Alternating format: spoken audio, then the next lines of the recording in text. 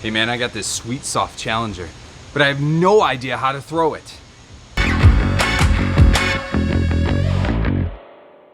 Hey everybody, my name is Chris and I am the content creator here at Moose Disc Golf. Today, we are talking about the backhanded shot, from the grip to your stance to the motion in the ocean.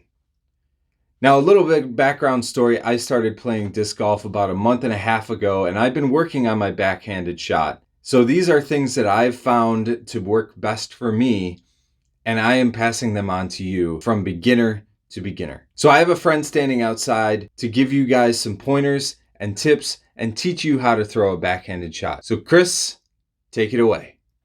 Thanks, Indoor Chris. So the very first thing that we need to take a look at is our grip. There are two grips that most people use when they're throwing a disc. The first grip that you'll see people use for mainly putters and close range shots is what they call a fan grip. So it's literally, you take the disc into your palm and you fan your fingers around it. Your thumb is going to want to be right on the edge of the rim so that you get a good grip on the disc. This one's a little floppy, but it'll allow you to have a little more accuracy when you're throwing the disc. The second grip that we use in disc golf is what they call a power grip. So a power grip is if you flip the disc upside down and you take your fingers, you're gonna put your fingers on the inside of the rim and just wrap them around and then put your thumb on the outside. Same placement on the rim. This grip is used to get a really good grip on the disc, and it's a very strong grip. This is the grip that I use most often, and please comment below, let us know what grip you use and which grip you prefer. There is no perfect grip, so any grip that you find that works best for you is going to be the best grip to be using out on the course. Okay, I'm going to stop you right there. So a good test to make sure that your power grip is really grippy. Get into that power grip and have a friend come along and try and rip that disc out of your hand. If they are unsuccessful, you've got yourself a good power grip. Okay, so the next thing that we're going to talk about is stance. Some people, I know the pros do it, a lot of more advanced players will use an X step. I am not going to be teaching that here today.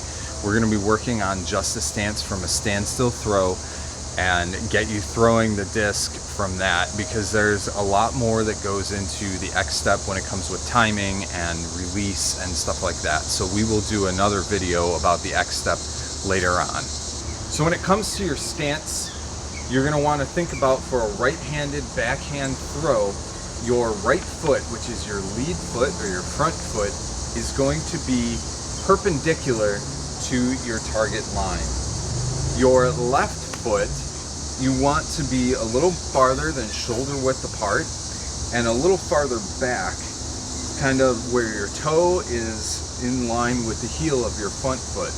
This will allow you, when you do a reach back, to get a little more turn when you reach back.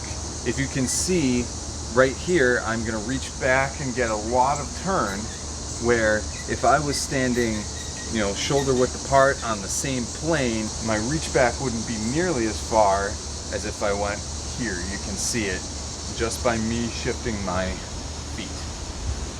Okay, so the third part of the throw is kind of where your throwing arm is going to be throughout the whole thing.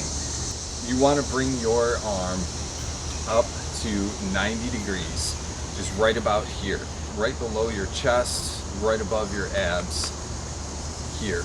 You are going to want to keep your disc along this plane all throughout, right? So the first movement in all of this, you get your stance ready, you have your arm at 90 degrees, is you're going to turn and reach back.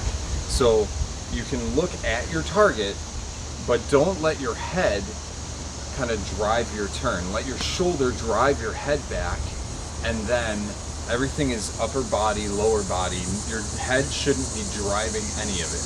You get your arm in that 90-degree plane, and then you start turning. You look, you turn your shoulder, and your arm goes back. See how my head is still kind of with my shoulder, and then when you come back through, you're going to keep it in that plane, and your hips are going to kind of drive through to get you to this, back to the starting point. So back and coming through. So I'm gonna try and do that, show you kind of, how my head is not driving everything that's going on.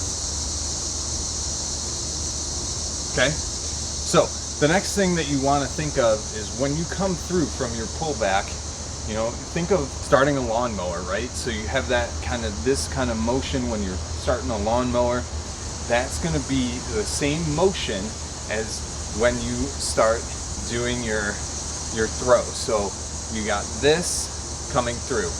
The other thing is that somebody had pointed out to me that if you think of you're elbowing somebody standing next to you, it's going to elbow through, and that's going to give you the momentum to kind of come through with your throw. So you have your target, you're set up, you're going to reach back in line and then come straight through forward, elbow to get you some force, and then follow through. I like the motion of elbowing somebody. That just kind of keeps you in plane, keeps you in line to get you to that point. So the next thing that we want to take a look at for a drill is when we're pulling a long plane. If you think of a board right underneath your arm, you want to pull right along that board. If you're coming down, your elbow is going to crank that board and it's really going to hurt. So just keep your arm straight as you pull through. So the last thing that we need to do is we need to talk about follow through, or what your hand is going to be doing when you're done. It's going to come through, release, and you want to swing that other foot forward to kind of bring you all the way across. So elbow, back, through release, arm comes through. And your left foot is going to swing through kind of like in a baseball pitch. So I'm going to step back a little bit and try and give you guys a little bit of a view on what it will look like when you can see my whole body.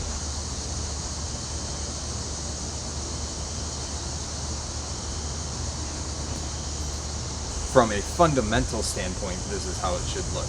I'm going to do one with my target being back here so you can kind of see it from this plane to see how things look.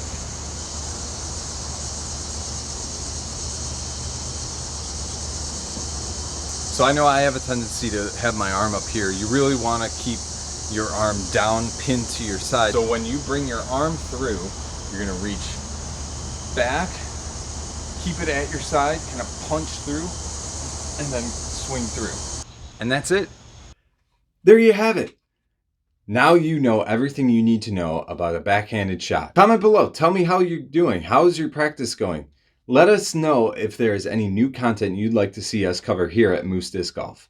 And after you do that, make sure you subscribe, hit the like button, and hit the bell icon so that you know when we drop new videos. Now, get out there, throw some discs, have some fun, and I will see you guys in our next video.